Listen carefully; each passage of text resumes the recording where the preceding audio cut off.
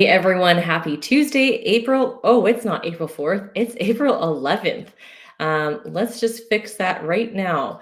If you have any questions today, please make sure to pop on here and let me know in the comments because I can see them if you're watching this live. I'm coming to you here a couple hours late, just had a haircut done. So, anyways, I will not procrastinate to tell you about what's going on in the market right now. And no big surprise, not a huge amount of movement. So, I want to talk about the listing shortage. People are wondering if it's a good time to sell, and it definitely is, as long as you're not thinking you're going to get last year's pricing. We're still going to get you good pricing. We're still going to be able to get activity, but buyers are a lot more hesitant to move and decide quicker now than they have been, especially last year, because rates are higher. Of course, it's going to make them hesitate a little bit. They're not going to, maybe they're looking at the top of their price range and they cannot go a little bit higher. So if you're a seller, make sure we're pricing not at market, but just slightly under market, which will actually get you a ton more activity. And if you're a buyer, make sure to look a little bit under if possible. So currently you can take a look each week. Edmonton, we didn't change a whole lot by 50 listings from last week. In St. Albert, not again, St. Albert, Sherwood Park, Spruce Grove, nothing of note in terms of more listings. It's all pretty generic from last week. Pending sales was interesting because last week we had quite a bit in Sherwood Park. We had 33 last week in Sherwood Park, and now we're back down to 13. The rest of Edmonton, St. Albert, and Spruce Grove, all pretty similar. So pending sales means that how many people wrote an offer this week and how many houses went pending. And that's with conditions. If people wrote offers and they went directly to sold, that doesn't come into that. But we're not seeing as many unconditional offers this year. We're seeing more of the traditional sales where people write an offer, then they have time to think about it and process. Now, if you're working with a professional realtor that will allow you to educate you so you can move quickly, this is going to give you an advantage in the market to beat that multiple potential or just even getting you to get you the right price. So pending sales, 459 in Edmonton, nothing of note really there. The sales are lower than they were last year, of course, and I'll take a look. So the last 7 days, we've had 145 sell. So you can see that 400 mark for sales is kind of crazy, but this is just sold. These are people who've removed conditions or they've had deals go through immediately. So in the last 7 days, 145 versus 168 last week. So nothing too crazy.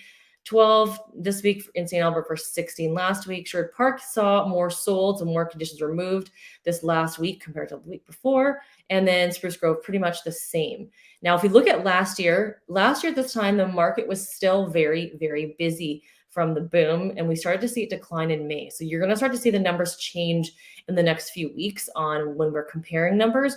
But if you look right now, it's 145 sales versus 398 last year. So it's still slightly under two, like double. You look at St. Albert, 12 versus 36, that's 3 times.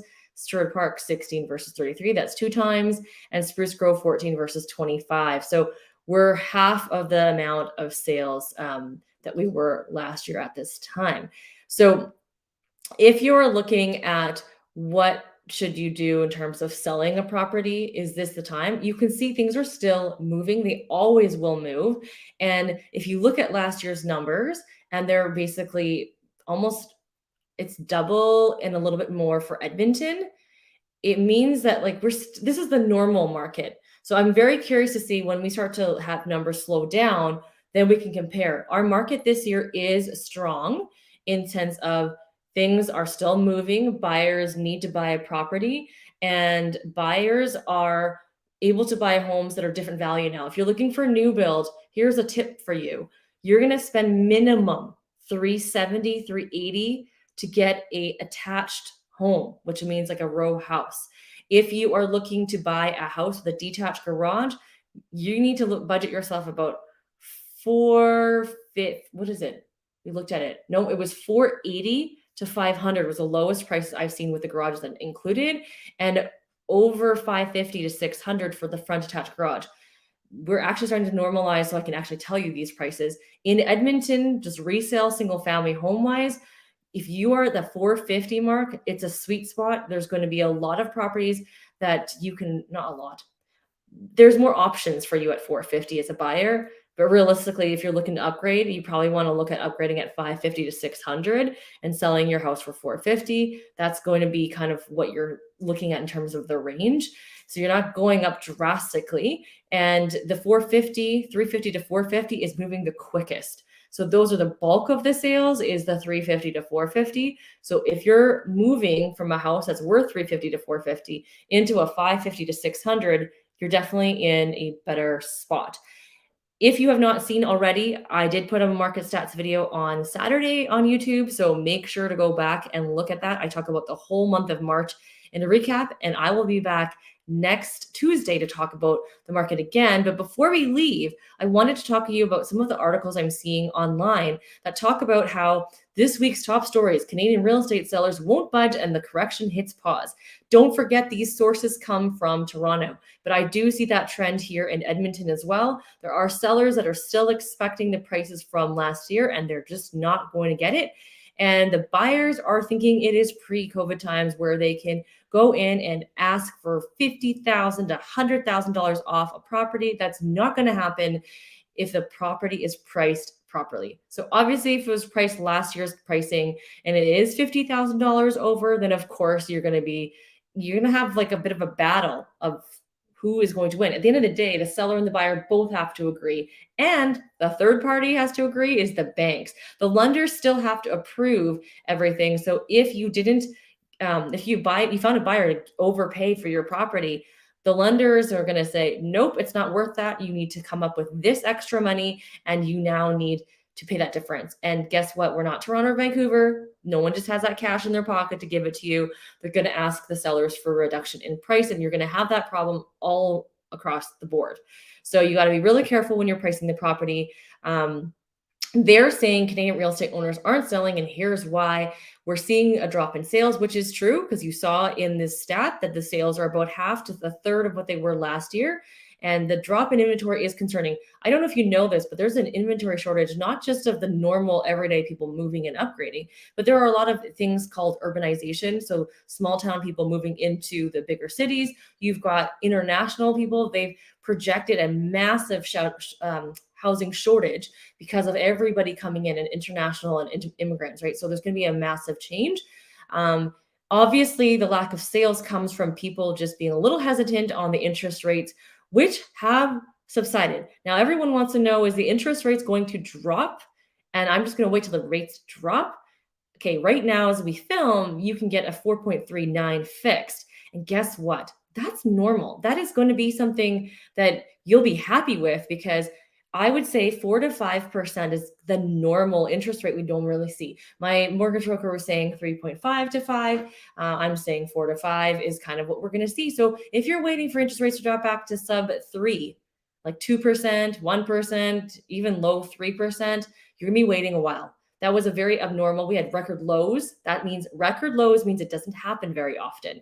So once the buyers have registered that this is the reality of entering in the market, this is what's going to happen. For those of you that own properties and you have that 2% interest rate, then we've got to think of the strategy there. Sometimes if you're downsizing and your mortgage isn't changing, some of the banks will actually port that mortgage and allow you to still have that full amount, same interest rate to get you into the property. But don't forget, you want to run the numbers because it's eventually going to go up and to whatever it is. Now, don't forget, you also did qualify.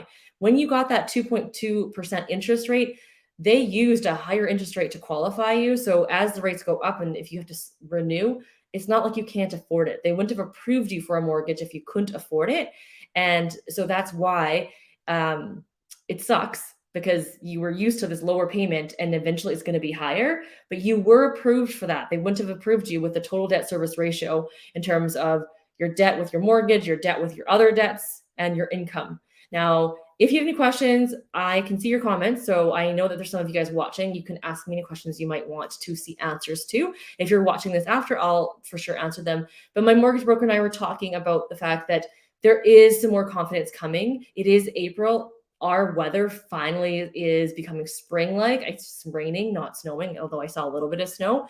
And so it's more spring, and I believe we're going to start to see our sales pick up. It hasn't really picked up a lot. I mean, we saw an influx a little bit last week. This last week, pending sales at 459 for the year. Like, I mean, that's good, but it's also not as good as it was last year. And in the sold in the last week at 145, I would like to see that sold number at least at 200 to be kind of like seeing more of an uptick. Once we get to, I don't think we're going to see 300 in a week. If we do, we might see that in May because May is typically the busier months. But I'm telling you, if you're thinking of selling or buying, this is definitely prime time. And ask me the questions, and we'll be back next week.